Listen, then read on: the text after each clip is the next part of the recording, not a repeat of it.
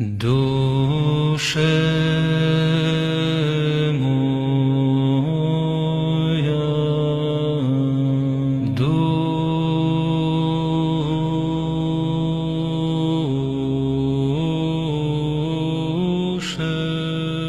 Nama Bapa dan Putra dan Roh Kudus.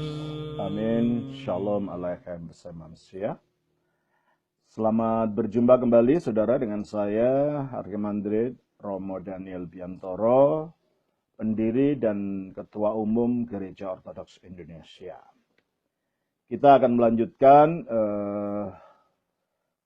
menjawab pertanyaan-pertanyaan yang sudah sampai ke kami. Pertanyaan pertama datang dari saudara Elias dari Jayapura melalui saudara Jack Irsan Andi Zainal. Bunyinya pertanyaan adalah begini. Salam Aleichem Romo, Waalaikumsalam. Saya Elias dari Jayapura. Mau tanya tentang pandangan Romo tentang doktrin kerajaan angkasa atau Toll House. Menurut kabar angin, di antara para imam atau klerus, hal ini masih pro dan kontra. Apakah Romo masuk yang pro dan kontra? Terima kasih. Saudara Ilyas dari Jayapura, terima kasih untuk pertanyaan ini. Memang ini adalah khas pemahaman gereja ortodoks mengenai apa yang terjadi ketika jiwa itu mati meninggalkan tubuh. Kalau Protestan tidak punya ajaran yang khusus karena mereka mengatakan sudah mati ya sudah bersama dengan Kristus. Dan ayat yang digunakan adalah dalam Filipi pasal 1 ya, pasal 1 ayat 21 biasanya ini. Di dalam Filipi pasal yang ke-1 ayatnya yang ke-21 bunyinya begini.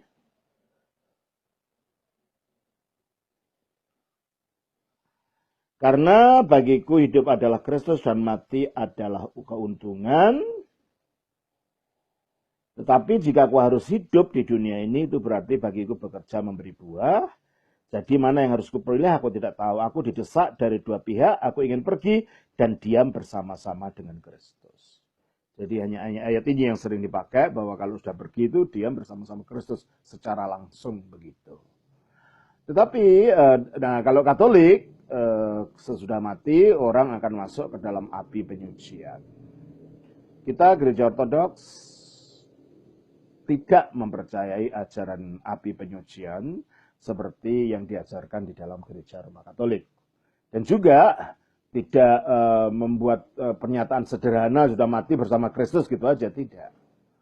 Bagaimana? Karena ada indikasi-indikasi di dalam kitab suci bahwa sesudah kematian seseorang itu orang akan mengalami sesuatu, ya, suatu perjalanan. Apa artinya? Mari kita lihat di dalam apa sih yang terjadi ketika orang itu mati. Ya. Di dalam Lukas pasal yang ke-16, kita baca begini mengenai orang kaya dan Lazarus. Ini adalah teks klasik mengenai ajaran Alkitab mengenai hidup sesudah mati. Ya. Apa yang terjadi sebelum hari penghakiman, sebelum kedatangan Kristus. Di dalam ayat ini dikatakan ayat dari Lukas 16, ayatnya yang ke-22 sebenarnya. Kemudian matilah orang miskin itu. Lalu dibawa oleh malaikat-malaikat ke pangkuan Abraham. Jadi di sini dalam kisah Rasul Lukas pasal 16 ayat 19 dan 31 ini ada dua orang. Yang satu adalah orang kaya yang tidak ada namanya. Berarti kalau gitu dia tidak punya nama yang tertulis dalam kitab kehidupan. Ini lambang dari orang yang akan masuk neraka nanti. Orang yang tidak diselamatkan. Yang hidupnya hanya berfoya-foya untuk hal-hal duniawi saja. Maka dikatakan dalam ayat 19, ada seorang kaya yang selalu berpakaian jubah ungu dan kain halus. Jubah ungu ini lambang daripada orang yang punya kedudukan tinggi di zaman itu, ya. Dan kain halus lambang bahwa dia orang kaya yang membeli pakaian yang mahal-mahal. Dan setiap hari ia bersukaria dalam kemewahan. Jadi di sini orang ini adalah orang yang memukai tapi tidak punya nama. Ya. Dan dikatakan di dalam Wahyu pasal yang ke-20 ayat 15, 20 ayat yang ke-15 dikatakan, dan setiap orang yang tidak ditemukan namanya tertulis di dalam kitab kehidupan itu, ia dilemparkan ke dalam lautan api itu. Nah, karena namanya tidak tertulis, maka orang ini tidak ada namanya. Jadi orang tanpa Kristus. Karena nama kita tertulis hanya kalau kita berada di dalam Kristus. Dan itulah sebabnya mereka yang sekarang berada di Firdaus, itu adalah anak-anak sulung, merupakan gereja, merupakan jemaat, anak-anak sulung yang namanya terdaftar di surga. Dan itu dikatakan di dalam Ibrani pasal yang ke-12, ayat yang ke-22. Kita baca di sana. Ibrani pasal yang ke-12, ayatnya yang ke-22. Ya, kita baca begini. Tetapi kamu sudah datang, bukan belum datang, ya, mau datang atau akan datang, tapi sudah.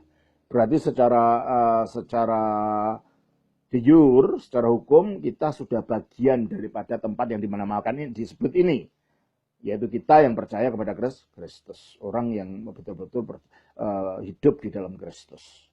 Tetapi kamu sudah datang ke Bukit Sion, yaitu Firdaus itu. Ke kota Allah yang hidup, Yerusalem surgawi, dan kepada beribu-ribu malaikat. Di sana ada malaikat, suatu kumpulan yang meriah, dan kepada jemaat atau eklesia, yaitu gereja, anak-anak sulung yang namanya terdaftar di surga.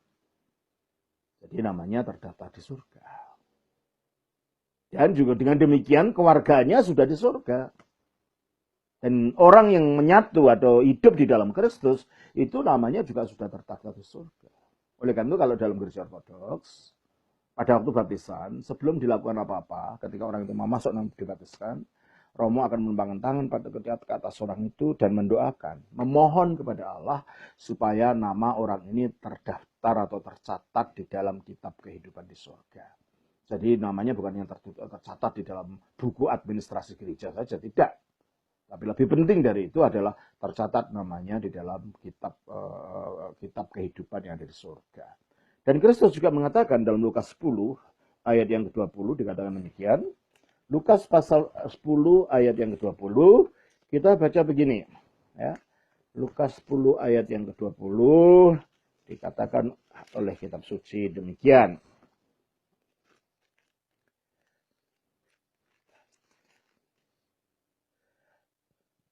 Ayat yang ke-20, namun demikian janganlah bersukacita karena roh-roh itu takluk kepadamu.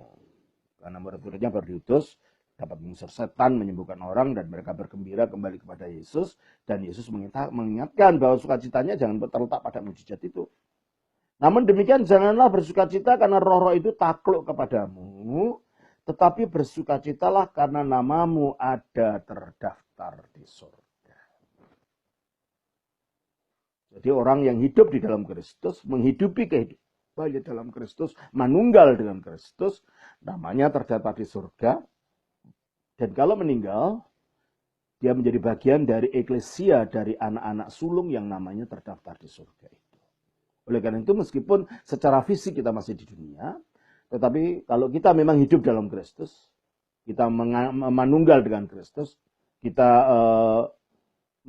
mengikuti jalannya Kristus, maka kita pun sudah menjadi warga di surga. Itu kita baca dalam Filipi pasal 3 ayat 20-21. Di dalam Filipi pasal 3 ayat 20-21 kita baca demikian. Filipi pasal 3 ayatnya yang ke-20-21. Dikatakan oleh kitab suci demikian.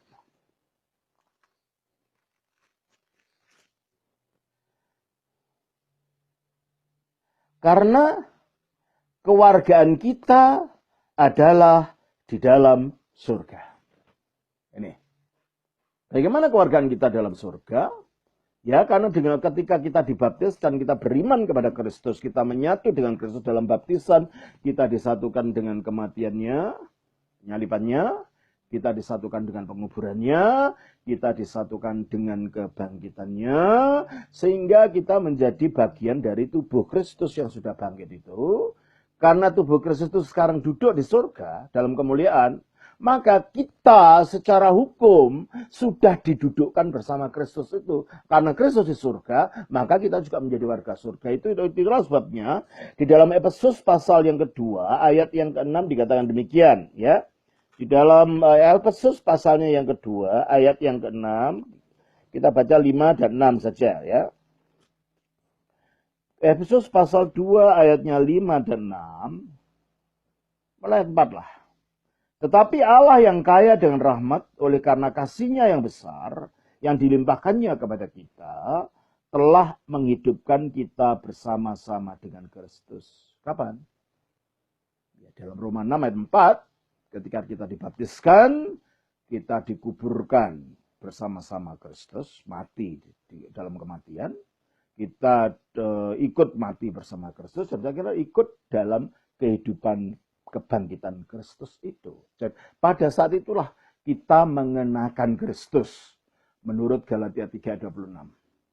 Nah, kalau kita mengenakan Kristus berarti kita bagian dari tubuh Kristus yang sudah dimuliakan itu, sehingga kita ikut hidup.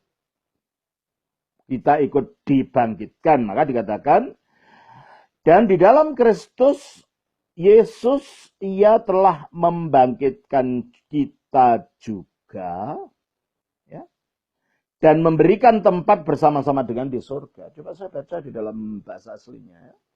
Di dalam Efesus 2 ayat 6 ini. Dikatakan demikian, saudara. Efesus pasal 2 ayat 6 mengatakan begini.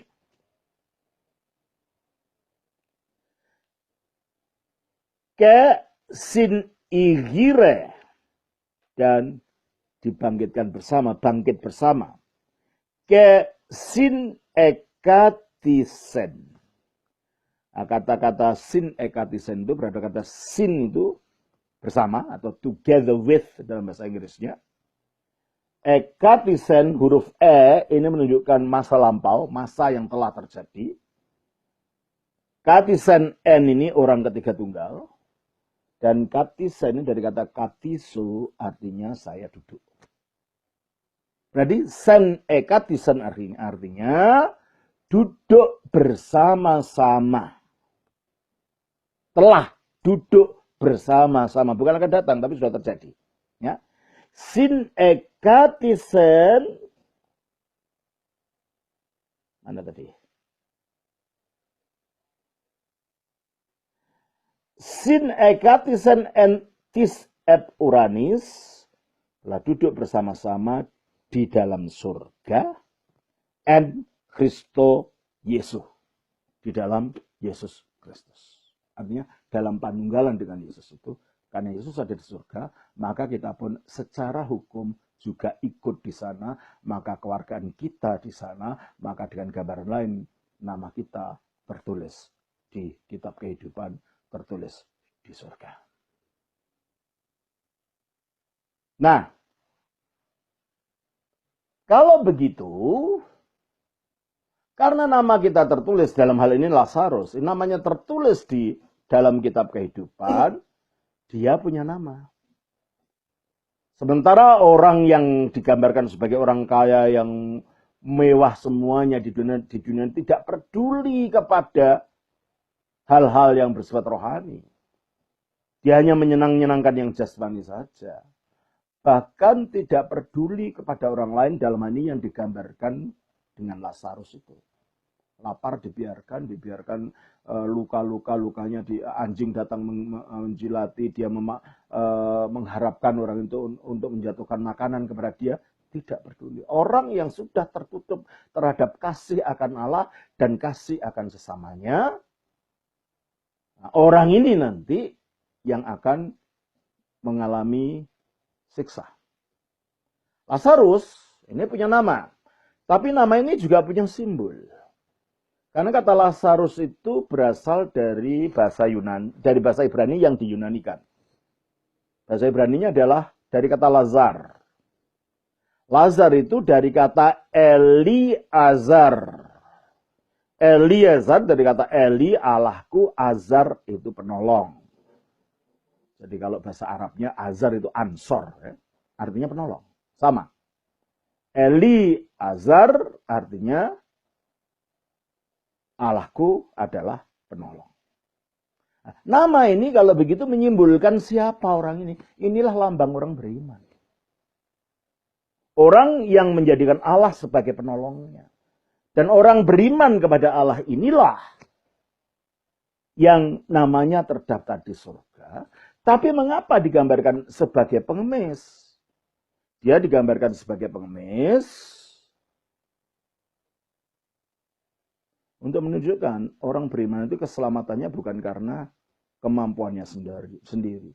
Dia hanya mengemis belas kasihan Allah. Dia hanya mengemis kasih karunia Allah. Bukan dari kemampuannya dia sendiri. Dan mengapa digambarkan sebagai orang kena borok di ini dan itu? Ya, orang beriman itu banyak mengalami aniaya. Aniaya dari hawa nafsunya sendiri, aniaya dari orang-orang yang tidak menyenangi dia, aniaya dari roh-roh jahat. Itulah mengapa gambaran-gambaran itu ada di sini. Loh kalau begitu ini apa bukan hanya perumpamaan saja?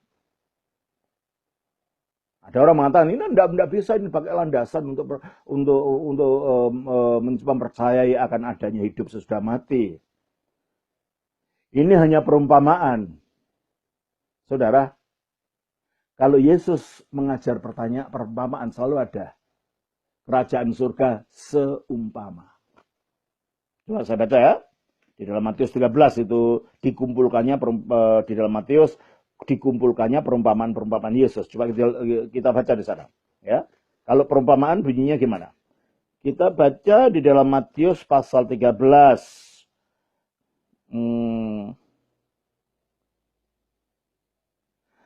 Ayat 3, dan ia mengucapkan banyak hal dalam perumpamaan.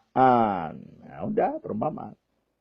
Adalah seorang penabur, tapi dijelaskan bahwa ini perumpamaan. Gitu ya. Terus kita lihat juga, ayat 24. Yesus membentangkan suatu perumpamaan lain kepada mereka, katanya, hal kerajaan surga itu seumpama. Jadi kalau itu perumpamaan, Yesus memberitahu itu sebuah perumpamaan. Dan perumpamaan Yesus itu tidak pernah berasal dari sesuatu yang tidak pernah terjadi. Umpamanya penabur. Ada nggak orang pernah menabur? Ya ada. Wanita kehilangan koin. Ada nggak wanita yang kehilangan koin dalam pengalaman hidup? Ya ada. Ya toh?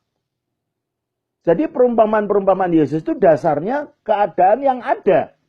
Yesus tidak mengarang-arang dalam bentuk mitologi. Nah, kalau begitu halnya, di dalam Lukas pasal 16 ayat 19 ini tidak ada dikatakan itu sebagai perumpamaan.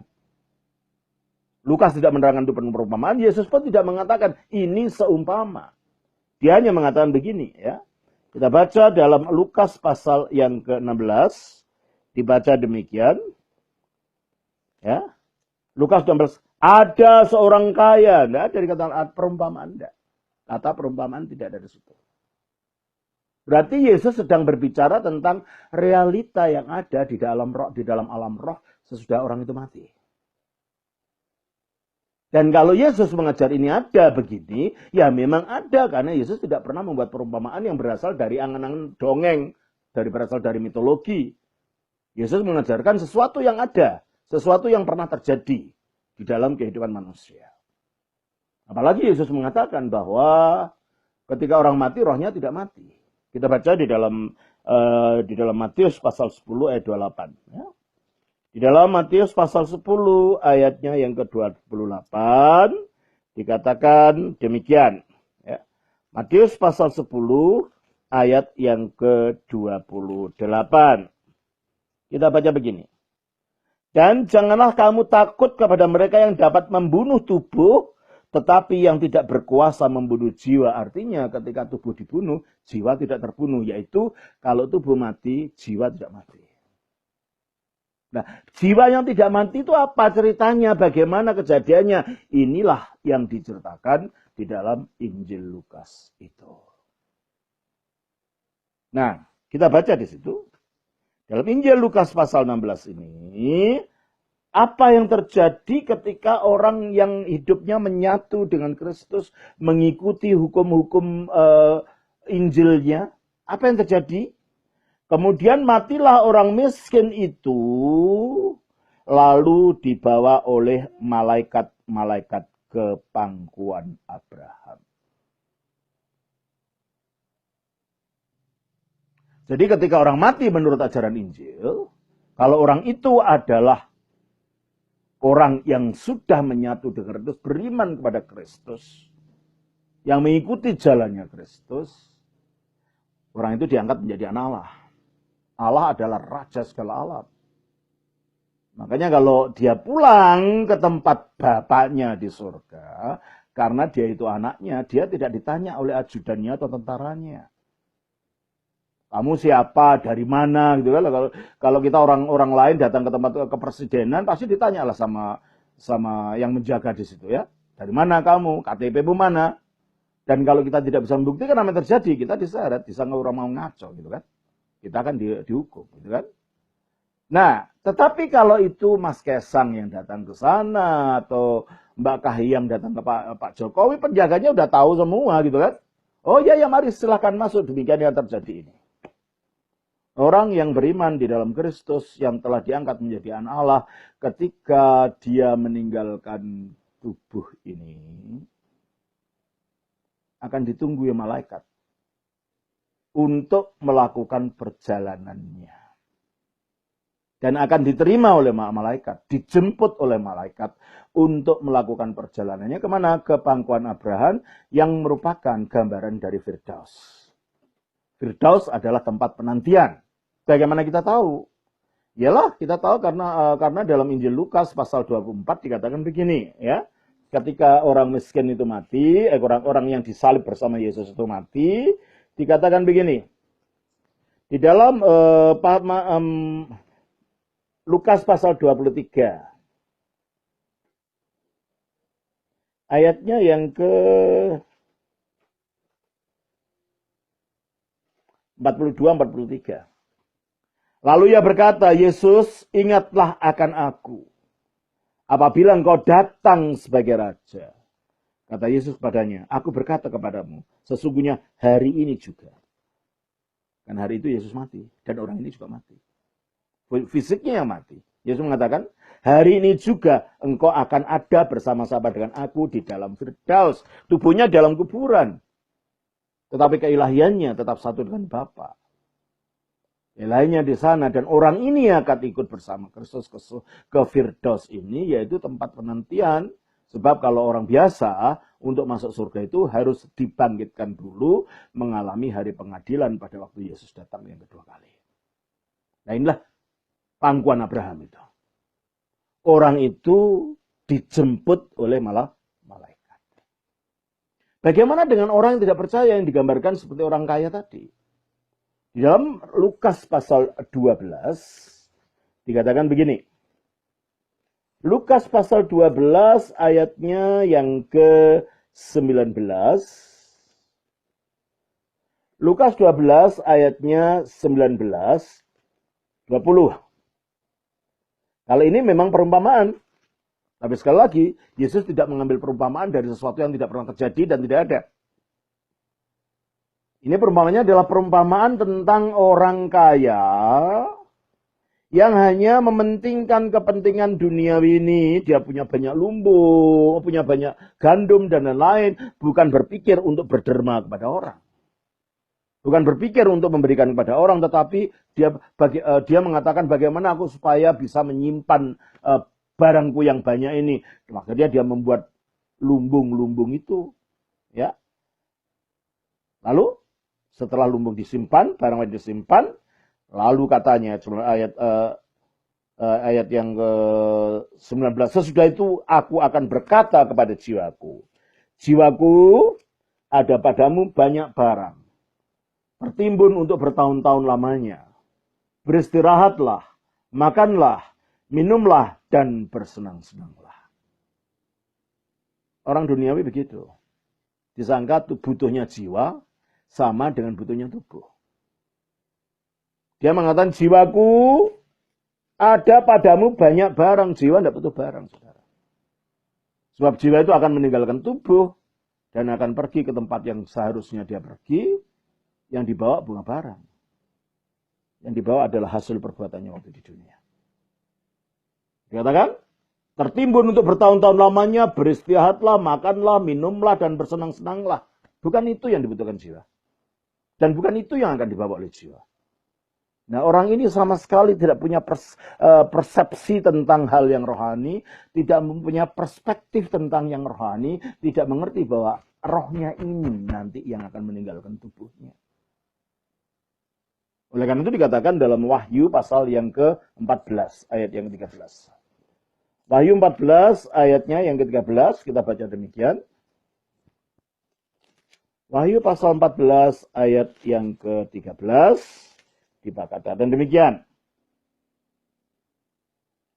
Dan aku mendengar suara dari surga berkata, tuliskan, berbahagialah orang-orang mati yang mati di dalam Tuhan sejak sekarang ini. Sungguh, kata Roh, supaya mereka boleh beristirahat dan jerih payah dan jerih lelah mereka dari jerih lelah mereka, karena segala perbuatan mereka menyertai mereka.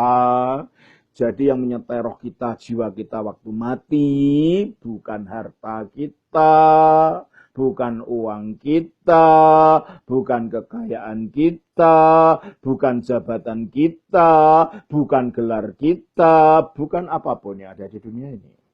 Menurut Alkitab, yang menyertai kita adalah perbuatan kita. Oleh karena itu, di situ kesalahan si orang kaya ini, karena dipikir butuhnya jiwa itu sama dengan butuhnya tubuh. Oleh karena itu ayat 20 dikatakan, tetapi firman Allah kepadanya, hai engkau orang bodoh. Orang yang hanya memikirkan duniawi ini saja, disangka semuanya itu akan langgeng. Ini orang bodoh, tidak memikirkan bahwa semuanya akan ditinggalkan waktu mati. Dan rohnya kemana terus? Maka dikatakan, hai engkau orang bodoh. Pada malam ini juga jiwamu akan diambil daripadamu. Bahasa aslinya enggak begitu ya. Terjemahnya seharusnya enggak begitu. Dalam bahasa aslinya bunyinya begini. Ya. Di dalam Lukas pasal yang ke-12, ayatnya yang ke-20, dikatakan begini saudara. 12 ayatnya yang ke-20, dikatakan begini.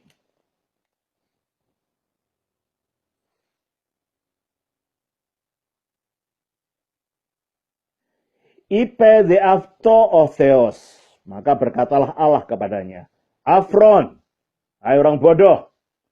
Tafti tinikti, malam ini juga. Tin psikiusu apetusin aposu. Apetusin itu menuntut, mereka menuntut. Nah siapa mereka ini? Malam ini juga mereka akan menuntut jiwamu dari kamu. Itu bahasa aslinya. Siapa mereka ini? Ketika jiwa itu keluar dari tubuh, ternyata ada yang nuntut. Yang nuntut itu disebut mereka apetusin. Gak mungkin malaikat. Malaikat tidak nuntut apa-apa. Gak mungkin Allah. Kalau Allah harus dia, bukan mereka. Lalu siapa ini? Inilah roh-roh jahat. Berarti kalau orang mau mati itu akan didekati dengan roh jahat ini. Berarti kalau ada orang mati itu ada dua kelompok makhluk roh yang menunggu bagaimana keberadaan roh yang akan keluar dari tubuh itu. Yang satu adalah roh para malaikat, roh makhluk suci, bukan roh suci ya, kalau roh suci itu rohnya Allah. Roh makhluk suci yaitu para malaikat. Yang satu adalah roh makhluk jahat ini. Nah apa? Apa yang kalau yang roh dari makhluk suci, malaikat kudus ini adalah mengantar jiwa beriman, jiwa yang saleh, jiwa yang sudah dikuduskan itu sampai ke pangkuan Abraham menuju Firdaus. Tetapi roh-roh yang menuntut dari roh-roh jahat ini, ketika roh itu ke roh manusia ini yang mati ini keluar dari tubuhnya, akan menuntut dia atas dosa-dosa yang dia lakukan waktu di bumi ini. Itulah sebabnya dikatakan di dalam Ibrani pasal 9 ayatnya yang ke-27. Dikatakan di dalam Ibrani pasal 9 ayat 27 demikian, saudara. Ibrani pasal 9 ayat yang ke-27. Dikatakan,